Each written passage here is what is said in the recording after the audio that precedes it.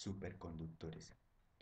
La superconductividad es la capacidad intrínseca que poseen ciertos materiales para transportar corriente eléctrica sin resistencia y sin pérdidas de energía.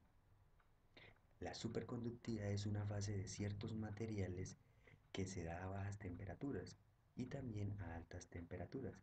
No obstante, con esta característica, sino también se debe mantener una corriente crítica y un campo magnético crítico para que no se pierda el estado de superconductor. Los cables convencionales que en la actualidad conocemos como los cables de cobre presentan al paso de la corriente eléctrica una resistencia a este flujo. Por eso es que con este recalentamiento hace que se vea reflejado en nuestras facturas de energía que llegan a nuestras casas. Habiendo hablado del descubrimiento, acerquémonos un poco a la historia. En 1911 fue el descubrimiento de la superconductividad acerca del holandés y físico Ohms, que descubrió que el mercurio presentaba baja resistencia o nula resistencia a 4.2K, o a menos 269 grados centígrados.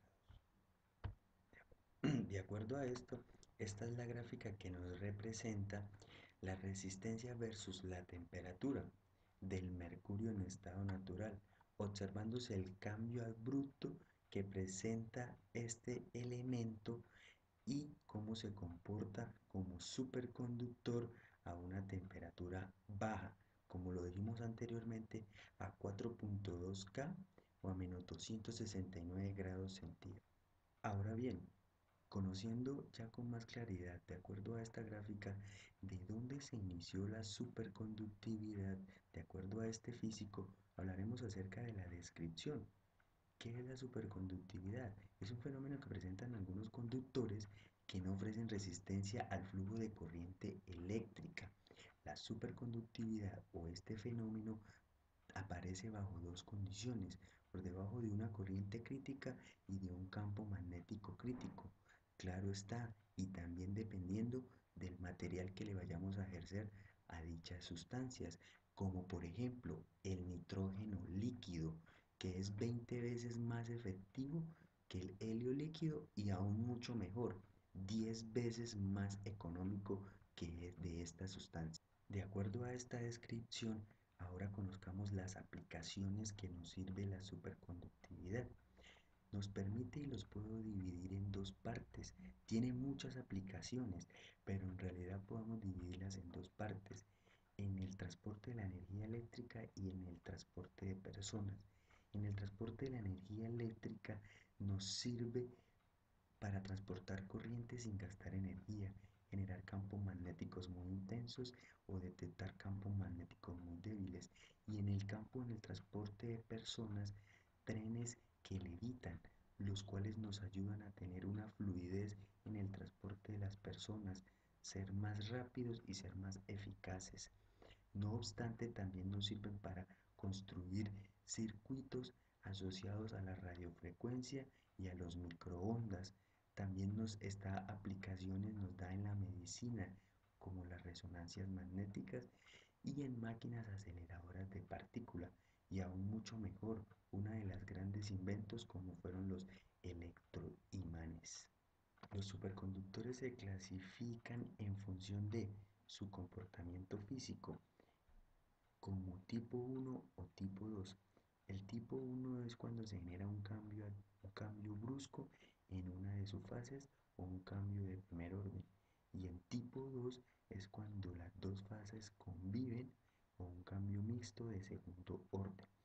La teoría que lo explica.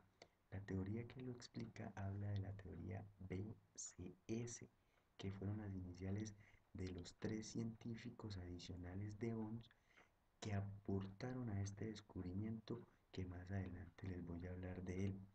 De acuerdo a su temperatura crítica, cómo influye el nitrógeno líquido en esas sustancias y de acuerdo al material, pueden ser superconductores naturales como el mercurio y el plomo o componentes orgánicos.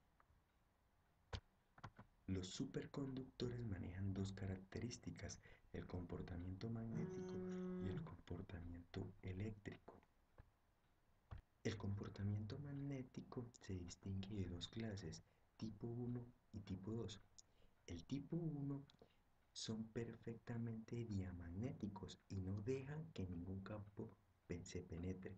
Y el tipo 2 son superconductores imperfectos y deja que otro campo se penetre por medio de espacios que se llaman vórtices. El comportamiento eléctrico es la aparición del superdiamagnetismo debido a la capacidad del material de crear supercorrientes y esta corriente es fluida y no obedece al efecto Joule de pérdidas de energía. Las teorías que en conjunto llevaron a explicar los superconductores, la teoría BCS, iniciales de tres científicos que asociaron experimentos de científicos de los años 50 para moldearlos y así ganar el Premio Nobel de Física en el 1972, como los pares de Cooper y el efecto isotrópico. La teoría de Landau no fue tan explicada porque decían que era una teoría más fenomenológica que práctica.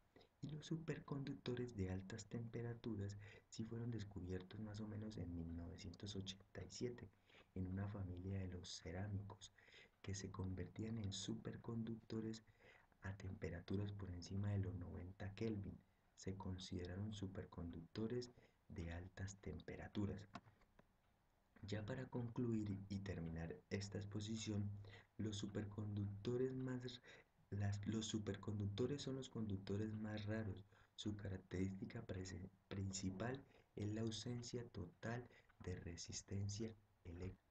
Por lo tanto, son elementos perfectos para transportar energía eléctrica sin tener pérdidas de energía por el calor. Desafortunadamente solo se han tratado a mayor cantidad superconductores a bajas temperaturas y esto hace que el costo sea elevado en una vida cotidiana.